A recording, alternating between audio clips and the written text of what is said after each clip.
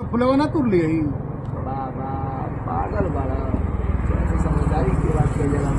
कि बाबा के फूल ताजा ताजा चढ़ाई ताजा ताजा आशीर्वाद दिया हमरा के बुझा गोल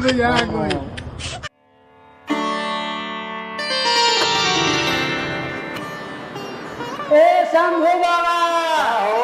अरे कल चले गए बा अरे हरिहर ना जलवा जाए हमें तो भूल ये बुझाइयो चोरी बता तो हमारे या ओकरा के गाने सभा के तो चला ए भोले बाबा पोगली हमारे कोई इंतजार जावनवा बड़ी मां बोल जय बोल जय भोले बोल भगवान गणेश खुश रहा ठीक पड़ गया चले हरिहर नाथ हाँ तो चलो ठीक ना चल भोलवा के ले लिया जय भोले जय भोले जय भोले जय भोले जय भोले जय भोले जय भोले जय भोला हाँ बाबा खुश रहा हाँ बबुआ का नहीं तू आगे बड़ा का हो कहने के गाँव भग सुनने की तैयारी के लिए बड़ा गाड़ी उड़ी बुक के लिए बड़ा का करी सब बाबा के हम परम से पूरा गांव के लेके चलो कभी अपन हरिहर नाथ बाबा के पास बढ़िया बाटे तब मेरे के का तैयारी बा सुबह के तैयारी बा कि सबसे पहला नंबर जाके अड़हुल के फूल धतूर आ बाबा जी के जाके गंगा जी में जाके नहा लेवल जाइए नहा के हरिहर नाथ बाबा पे जाके पर्वत बाबा के गाय बिया उनका दूध ले लेवल जाइए जाके बाबा हरिहर नाथ के जाके जल चढ़ा के चलो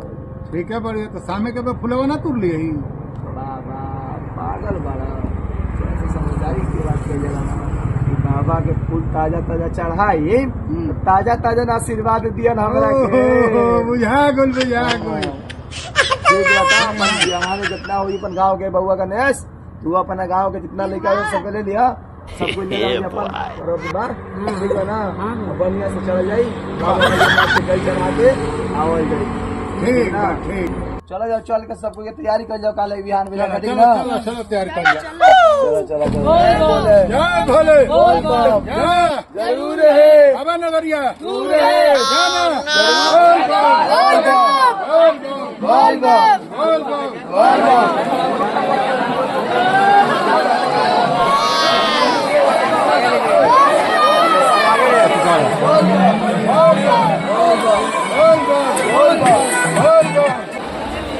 Kau sembuh bawa,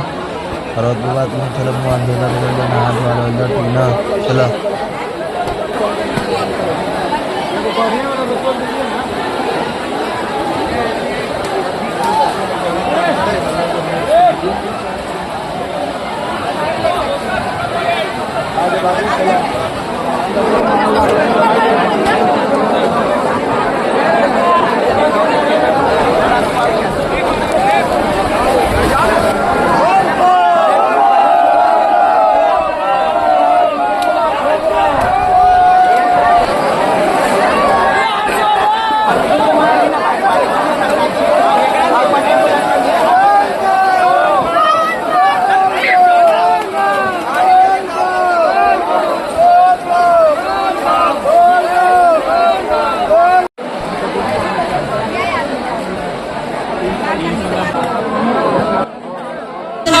भुजंग तुंग मालिका मोट्ट मोट्ट मोट्ट मन्निनाद वड्ड मर्वयं चकार चंड तांड